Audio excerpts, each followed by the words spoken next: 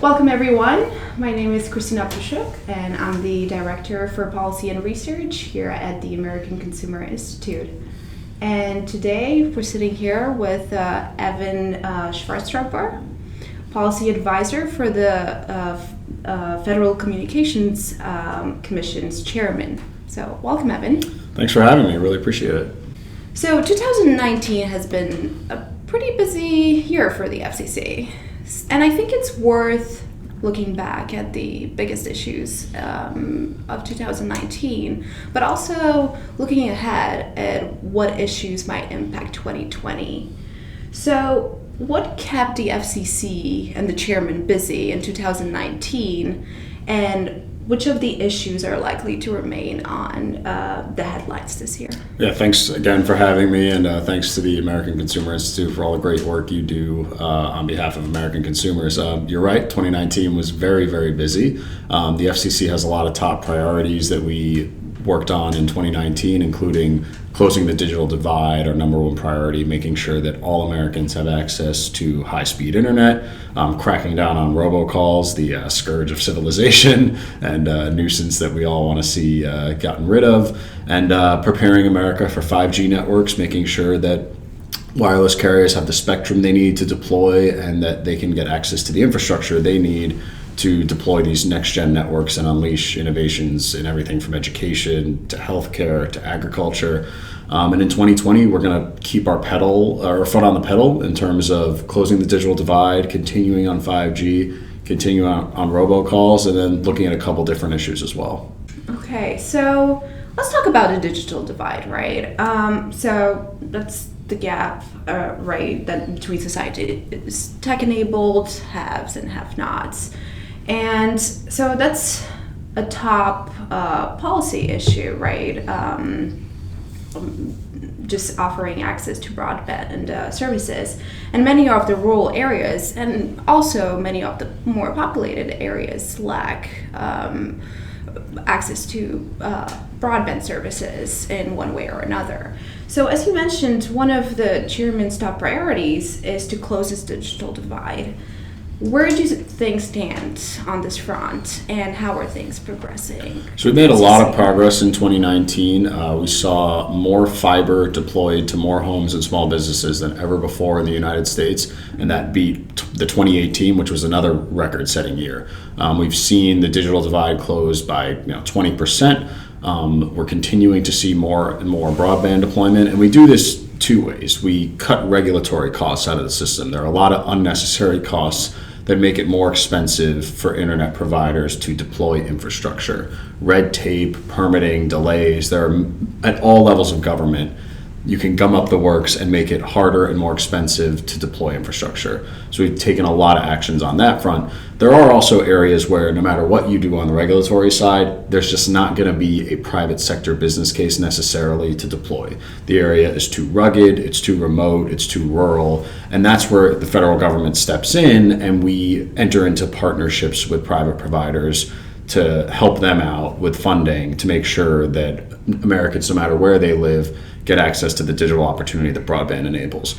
So it's a combination of those two things, and I'm happy to go into detail on any of them if you'd like.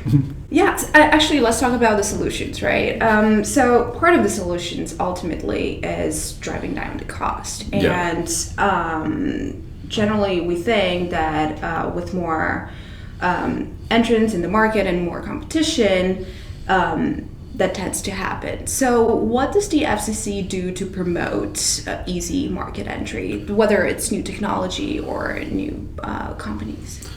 A lot of things. So one example is this policy we came out with called One Touch Make Ready. Previously, before we passed this new rule, when a new company, let's say, wanted to attach a wires or infrastructure to a utility pole, they would have to, in order, get permission from every single existing provider and move them one after the other. It was a very slow process. It could often take months. And common sense would say, if you're going to go to that utility pole and you're going to be doing work on it, why not just move everything at one time? Mm-hmm. Well, they weren't allowed to. So the FCC stepped in and said, this is a great way to promote competition. We want more people attaching infrastructure. We want more people deploying. We want more competition. So a simple rule like that, One Touch Make Ready, does a lot on the wireline side. We've also taken actions on the wireless side. We want to see more Americans get 5G. We want to see the competition that 5G enables. A lot of Americans, for the first time, are seeing more competition for their in-home broadband thanks to 5G, where you see it on the fixed wireless side. You have basically a 5G router in your home that provides the same type of speed you would previously only get from cable or fiber.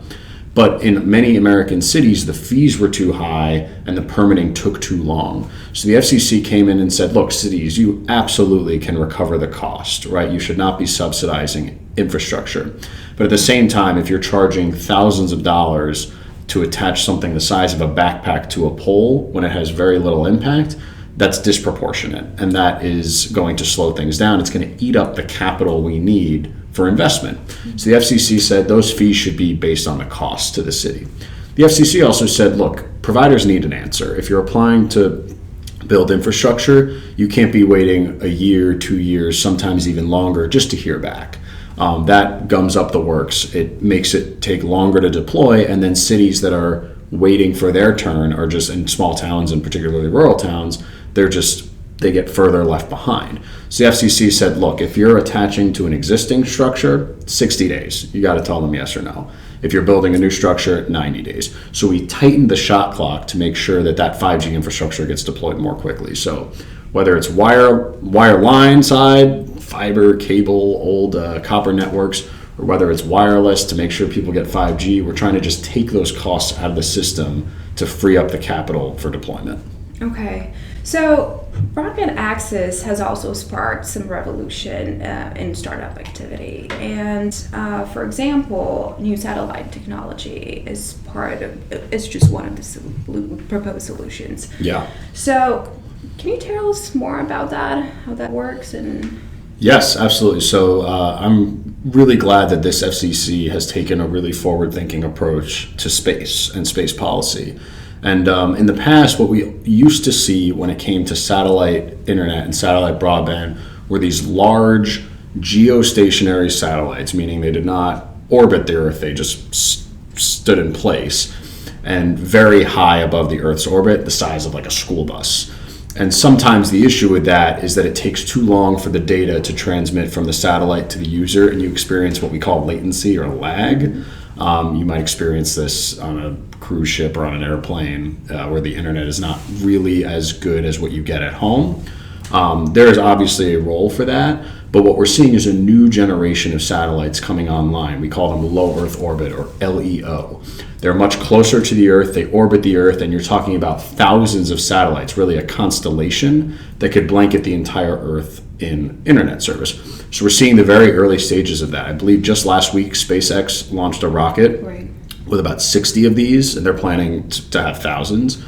We authorized that. We also authorized a company called OneWeb to do something similar. And then we're also seeing smaller deployments that are just focused on a very particular purpose, like precision agriculture. There are parts of the country on cropland where you don't have cell signal, and the tractors and soil sensors that need internet to improve our food supply, improve sustainability, reduce waste, if they can't get that connectivity, they can't take advantage of these applications. So one company called Swarm that we also authorized, just a small number of satellites that can beam service to these targeted areas, enabling farmers to do what they do best with the help of the best technology available. Okay. Well, that all sounds very interesting and cool. So, you mentioned 5G, and a few days ago at the Consumer Electronics Show in Las Vegas, the chairman said he was very excited about the digital opportunities that 5G and other tech might provide for rural America. So, my question is, what does the FCC do to make sure that Americans, especially those in isolated geographical areas, have access to the benefits of these technologies? You kind of alluded to this, but if you can go more a bit into it. Absolutely. It's a great question, and it all goes back to our 5G Fast Plan. So this is a three-pronged approach that we've taken to making sure that the entire United States, whether it's an urban area or a remote rural area or a suburb, gets access to 5G. One aspect of it I already kind of talked about, which is the wireline reforms, because 5G, while it is a wireless technology, relies on fiber. So that reform I mentioned, One Touch Make Ready, and other reforms where we're encouraging companies to deploy fiber, retire their old copper networks that we associate with legacy telephone service and DSL, and move to the next generation of technology, fiber. All of that provides the backbone that these 5G antennas will run on. That's one aspect. The other two are infrastructure, making it easier to deploy with the shot clocks and fees that I mentioned. But the third is spectrum. That's a key one. The radio spectrum, the airwaves that you do not see but are all around us, and how we are able to use cell phones. It's not just magic. Companies need licenses to transmit those signals. And what the FCC has done is taken an all of the above approach. Low band spectrum, mid band spectrum, high band spectrum, push as much of this into the commercial marketplace as possible by auctioning it. What that does is it makes sure that it goes to the highest and best use that the market says that the market believes, but also it brings in money for the U.S. Treasury to go to the deficit and deficit reduction. So it's a great aspect of the FCC's market-based approach to spectrum. If you're in a rural area, you're going to need a mix of spectrum. So low band spectrum, it doesn't carry as much data, but it travels very far, which is helpful in some of these remote areas. Similarly with midband, it has a great mix of coverage and capacity. And then in cities, we're also seeing high band spectrum, which doesn't travel as far, but carries a ton of data, which allows you to get a gigabit speed walking around the streets, the kind of thing that previously you'd only get at home. So it's an all of the above approach. Now, as I mentioned, there are some areas where the business case is very challenging. So the FCC just recently announced a $9 billion 5G fund. We'll have more details coming in the next few weeks. But the great thing about this is what we'll be doing is targeting those rural areas where the 5G business case is challenging or doesn't make sense through a reverse auction, so making sure that taxpayers get the best bang for their buck. And that way, rural America will not be left behind. So they will enjoy the benefits of 5G connectivity. Mm-hmm. And $1 billion of that $9 billion will be specifically focused on precision agriculture to make sure that those farms and ranches also get the connectivity they need to feed America. Okay. Let's move to a different issue. Let's talk about an issue that I feel a lot of people feel very passionate about, and that's the issue of net neutrality. And I'm not going to spend too much time on this because I feel like it's been a debate that's never ending. Just for about 20 years right, or so. Exactly. So several states have been developing and defending their own net neutrality legislation. And with the DC Circuit's decision last October, I'm wondering what are the implications of these kind of events on the debate, and what should we expect in the next 12 months, if anything? Right, so as you mentioned, the DC Circuit handed down a decision on the Restoring Internet Freedom Order. We were very glad that the court upheld our decision to return to the light touch approach known as Title I that basically governed the internet for most of its existence. The prior administration decided to impose a heavy-handed Title II utility-style rules, commonly referred to as net neutrality. And what we saw was a reduction in investment, a reduction in innovation, and we did not believe that having that heavy-handed approach would be beneficial at all. In fact, we saw real harms to investment and to consumers as a result. So we're glad that the court agreed with us that it was lawful for us to return to that light touch approach. And I think the results speak for themselves. There was a parade of horribles that we heard about that would happen when we return to this bipartisan light touch approach from 90s era Bill Clinton FCC. We heard that you would get the internet one word at a time, that the speeds would reduce, right? That startups would be forced out of business, that we'd all have to pay $5 to send a tweet, right? None of that stuff happened. But it didn't just not happen. Good stuff happened. We've seen internet speeds increase by about 70% since that decision in December 2017, hardly the slowdown that was predicted.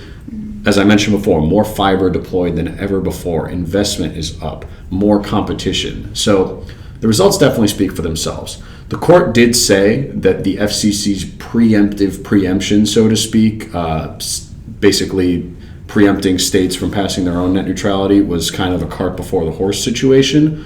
What the FCC did not say was that states have carte blanche to regulate the internet any way they want. So we'll have to wait and see. We're kind of in a holding pattern as parties, appeal the decision and we go through the motions. Some states have tried to resurrect the Title II heavy-handed approach at the state level. The DC Circuit certainly laid out a path for those rules to be declared invalid through what is known as conflict preemption, essentially saying that those states conflict with the FCC's light touch approach. But we'll have to wait and see how that plays out. But in the meantime, we're very happy with the results that we've seen from the deregulation, and we're very happy that the court agreed the decision was lawful. Okay. So, robocalls. Robocalls are the top complaints that you receive from consumers. Is that correct? Quite right, yeah. Okay, so everyone, including me, and I'm sure you most probably, are getting annoyed by a lot of phone spams. So what does the FCC do to deal with this issue? And is this something that consumers will still have to deal with this year, or where do you see this trend going? It's a challenging problem, and that's why it's the FCC's top consumer protection priority. We've done a lot to crack down on it. We're not where we need to be, as you know. And it is kind of a technological arms race. Unfortunately, while the internet brings a lot of innovation and great things to our lives, it also enables cheaply people to make spam calls in the thousands very easily using, malicious equipment and software. Now, we've done a lot. In the summer of 2019, we voted to allow for the first time your phone company to block by default calls that they just know are spam. Previously, they'd have to let the call go through even if the company really believed it was spam and it was most likely spam. So we're seeing positive results from that. We've also told companies that if they fail to implement this new technology called Shake and Stir, I assume it's a James Bond reference, I don't know, but it's a very long acronym. But essentially, without getting into the technical details, it's like a digital fingerprint. One of the biggest problems right now is caller ID spoofing, where you see a number that looks like it's from a neighbor or someone in your neighborhood because it has the same area code and same 3 digits. Or your own number. Right, or your own number or someone else's number. That's fake, right? They're spoofing the caller ID. So what this digital fingerprint will do, will make sure that when I call you or you call me, it really is that person, so that those calls are authenticated. And we've told companies that if they fail to implement this, we will take regulatory action, so we'll have to evaluate whether that's needed. But we are pleased with the progress that's been made. Chairman Pai recently engaged in the first international call using Shake and Stir technology with his Canadian counterpart. So that was exciting, and we got to see the technology firsthand. But we'll keep our foot on the pedal in terms of cracking down on this. And part of it's also enforcement. It's going after those bad actors that are doing this, finding them. And Congress recently passed legislation which helps with our ability to go after those bad actors. Okay, so while the FCC is working to protect consumers from malicious robocalls, is there anything that consumers can do themselves to protect themselves from this kind of robocalls? Absolutely. We have a list of recommendations at fcc.gov, and I'm happy to provide the full link to our viewers. But if you go there and you search for robocalls, there's some very helpful tools. I mean, one of the important things is do not answer a call from someone you do not trust. Even if you answer it and you don't say anything, you could be put on a list of people that now they know you're a real person, they're going to keep calling you. And a lot of these calls are scams. If someone says they're calling from the IRS and they're 10 minutes away from your house and you have to pay them a bunch of money, it's a scam, right? The IRS doesn't make those types of calls. So part of it is these recommendations we have so that consumers can protect themselves. They should avail themselves of the technologies that exist today. I know on many phones, it'll tell you this call is likely spam. That's always a good thing to trust that, and make sure that calls that you actually want and from people you actually know, you're adding them to your address book so that you know that it's them. There's a lot more recommendations online, and the FCC has a Consumer and Government Affairs Bureau that does great work traveling the country, educating consumers about these tools that are available to them. In the meantime, we're going to do our part to try to prevent these calls from happening in the first place. Okay. So my understanding is that the FCC's 3-digit National Suicide Prevention hotline is the project closest to the chairman's heart. So can you tell us more about this project? Absolutely, yeah. We are at an unfortunate time in American history right now where suicide rates are at their highest since World War II. And what we've seen is that this epidemic particularly affects vulnerable groups like LGBTQ youth and veterans. Something like 22 veterans die by suicide per year. It's very tragic. And we know that better access to mental health help is essential to preventing these unfortunate deaths. There is a national suicide hotline that exists today. The issue is it's a long 1-800 number that is difficult to remember. And we've seen 2 instances where awareness of that number led to a flood of calls, which just showed that when people know the help is there, they're willing to call. One was when Robin Williams died by suicide, and another was when the rapper Logic wrote a song about the hotline. So a flood of calls, and mental health experts all agree that having an easy to remember number is key to preventing these tragic deaths. So in November, I believe, we announced that we would be moving forward with a proposal to establish 988 as a 3-digit number to access the National Suicide Hotline. 988 is technologically feasible to do quickly, which is one reason why we chose it, but it also has an echo of the 911 number that we all associate as an emergency number. So it was a proposal. It's not in effect yet, so please, if you're in need of mental health help, do not call 988, call the correct number. But we're optimistic that we can get this going this year, and hopefully phone companies will be able to implement it soon. We believe this will have a great impact in terms of increasing access to suicide prevention and mental health crisis help. Okay, that's fantastic. So apart from this, what does the chairman want to accomplish in 2020, and what would make 2020 a successful year for the FCC? So we've got 2 big 5G auctions that we'll be doing in 2020 in mid-band spectrum, which is key to providing coverage and capacity needed for Americans to realize the full benefits of 5G. So we're looking forward to successful auctions on both fronts. One is the 3.5 gigahertz band, and one is something called the C band, which is 3.7 to 4.2 gigahertz. Very technical terms, but it's really important for American leadership in 5G. The chairman definitely wants to continue working to close the digital divide. We just this week announced the Rural Digital Opportunity Fund, a $20 billion fund over the next 10 years to target those hard-to-serve areas and make sure that folks in rural communities get access to next-gen networks. And one other area that I'll mention, there's so much that the FCC does, but is opening up more unlicensed spectrum. We took some steps at the end of 2019 to free up more spectrum for the unlicensed use like Wi-Fi that we've all come to rely on.